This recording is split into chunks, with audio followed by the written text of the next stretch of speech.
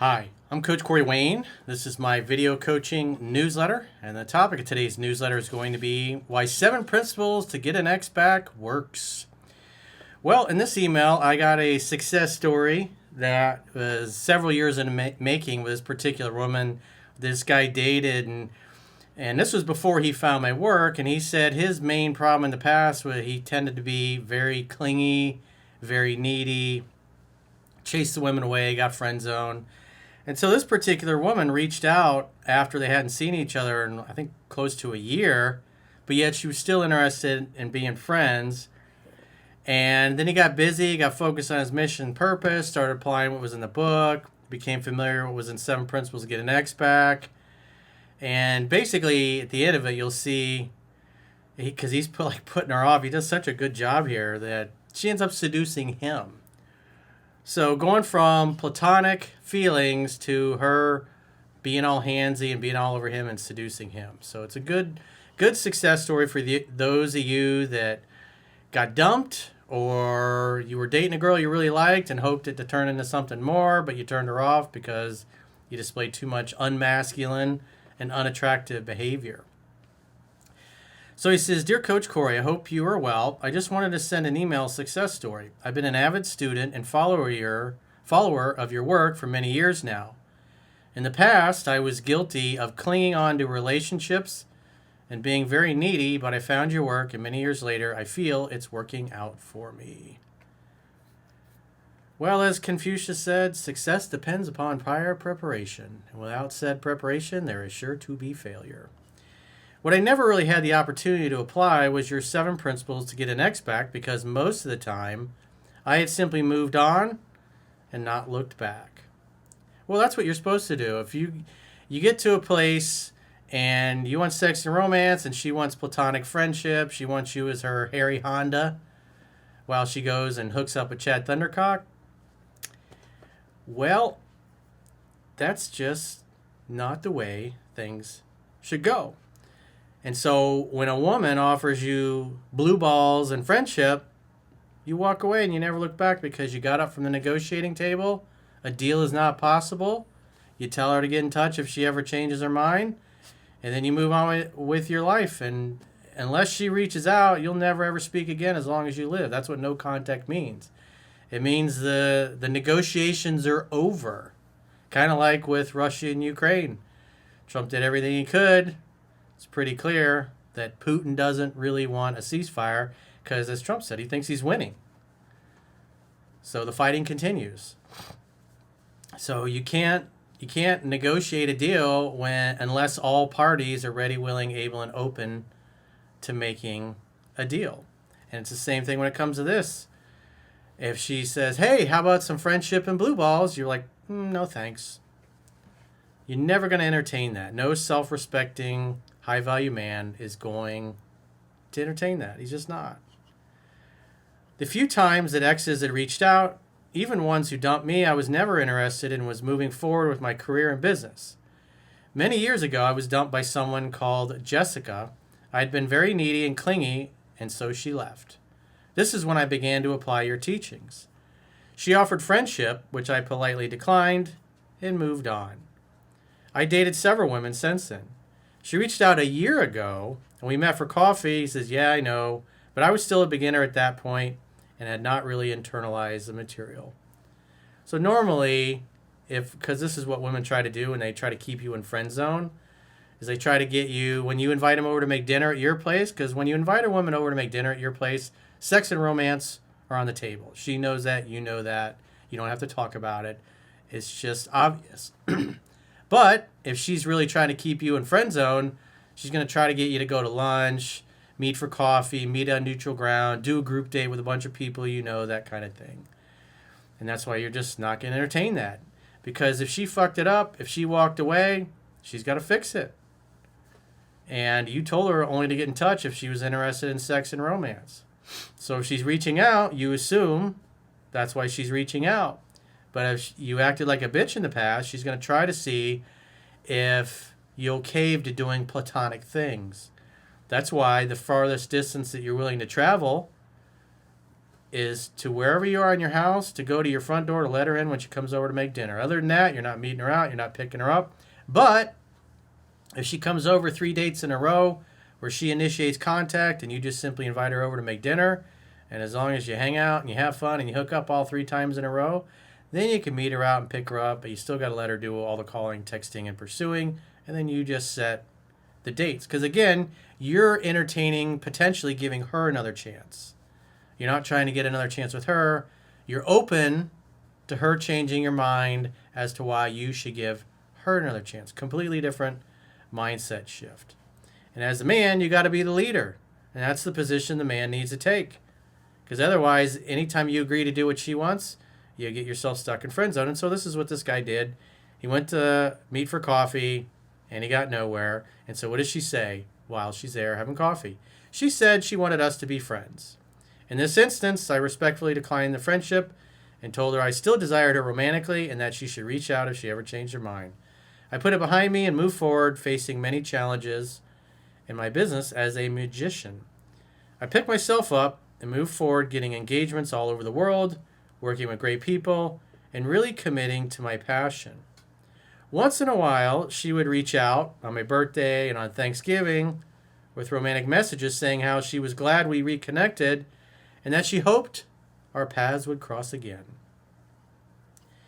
I would politely reply, but not really engage, since I knew she was only interested in friendship, and pursuing her at the expense of my purpose wouldn't serve me. Plus, it sounds like for the most part, he wasn't even around. He's out of the country. And he wasn't living there anymore. But, he says, 1 year later, my career found me in our old hometown where she was also visiting at the same time. She reached out and asked to meet for coffee. Hey, I heard you'll be in town. Would you like to meet for coffee? If you're too busy or not interested, I understand. But notice what she's doing. Just same simple test. Will he do the friendship thing or will he insist on a romantic thing? I actually was too busy to see her at the time since I was working long hours in the studio and replied, great to hear from you, but I'll be so busy I won't be able to this time. She replied, okay, enjoy your time here. Well, surprise, surprise, she showed up alone at one of my shows in town, chatted to some of my friends, and then left. See how that works? It's like the little girl running down to the ocean as the water's receding to stick her toe in, and then another wave comes up and she runs back up. It's like she's testing the waters. Showing up, and so of course you're going to hear that she was there. She talks to your friends, but then she leaves before you have a chance to interact with her because she's hoping you'll reach out and pursue her. And so if she comes to your event like that and doesn't come up to you personally, as far as you're concerned, you don't do anything with that. You're never going to reach out. You're never going to pursue. Because if she really wanted to talk to you, she would have come over and talked to you. But instead, it's like a game to her. Can she get you to re-engage and pursue and chase? Again, she should be earning another chance with you, not the other way around. And plus, he's busy. When my work was done, I resumed the text conversation as follows. Hey, you caught me at a busy time. Why don't you grab a bottle of wine and come over? We'll cook dinner. It'll be great to see you. She replied, sounds like a good time. And we agreed for her to come over on Monday. So again, remember, she shows up offering coffee. He says, I'm too busy. She shows up at his event, then leaves. I guess they were texting in between that. So maybe she texted him and then left. But he doesn't really go into detail. But the bottom line is she's showing up. She's pursuing him. He's not reaching out to her. He's not chasing her. She's coming on to him. She rolled up looking super hot in a summer dress, and we walked in the countryside at sunset, then cooked dinner, then sat outside looking at stars, then another walk in the moonlight. This was like 3 or 4 dates in one, and we ended up on the couch. She said, last time we talked, you said you didn't just want to be friends. To me, you are more than a friend. So she's hinting. She's dropping hints saying, hey, I'm not here just to be your buddy or your pal. He's just kind of hanging back. He's letting her initiate. He's letting her touch first. That kind of thing. Following what's in the book. This is what good students do. They actually apply what I teach. And, of course, they get good results. He didn't cherry pick. She then grabbed me, and we started making out. She then said, are we going to do this or what? And we were treated to the bedroom. Needless to say, it was a great evening. And I did nothing but follow your book, which mainly involved doing nothing and letting her do all the work. I basically allowed her to seduce me because it was her idea. Women like a guy that's a challenge. And so she came back, and what was really most attractive about him? His indifference. His inaction was attractive. Because in the past, he was needy and clingy, chased her out of his life, and now it's almost like he doesn't even really care to be around her, even though when she reaches out, he's happy to hear from her. He facilitates the get-together, but coffee dates and other bullshit like that, he's just not going to entertain. And so she comes over because the sexual anticipation built in her. It was frustrating her that he wasn't chasing and pursuing. And so she finally threw in the towel and came over and seduced him because he acted like a man consistently. Attraction is not a choice. She always liked him, but by acting like a beta so much, he turned her off. But there was still interest because he walked away. He never looked back. And there was still some sliver of interest, and over time, it crept back up on her. And look what happened. This is exactly what I talked about in the book. My girlfriend that had the daughter, same kind of stuff I was going through with her. That's why, and then over the last 25 years, I perfected 7 Principles to Get an Ex Back, because I perfected it with myself and the women I was struggling with back in the day. And having been doing this for over 20 years now at this point, professionally, it's tens of thousands of people I've done phone sessions with over the past 20-something years, and countless emails, and dudes all over the world in every cultural, spiritual background, religious background. Applying it, it's perfected. It's going to give you the best possible chance to succeed and get the girl back that you may have screwed up with or chased her out of your life. So if you got a question or challenge and you want to get my help, go to understandingrelationships.com, click the coaching tab at the top of your screen on any page of my website, and book a coaching session with yours truly. And if you haven't already signed up for our exclusive premium members-only content, in the video description of this video, there are links to join on YouTube, or you can join on Spotify, or our website, understandingrelationships.com.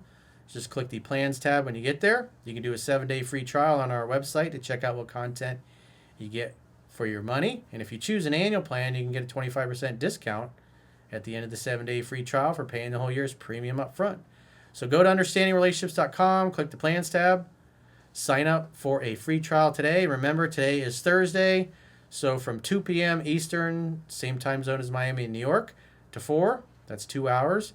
We'll be doing a live stream on YouTube answering your viewer questions, and obviously Thursdays we tend to do news and topics and other things that I find on Twitter.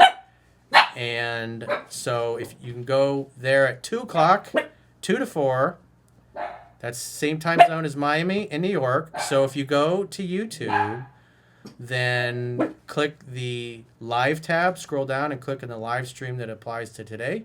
And whatever your questions are, drop them in the chat. Until next time, I will talk to you soon.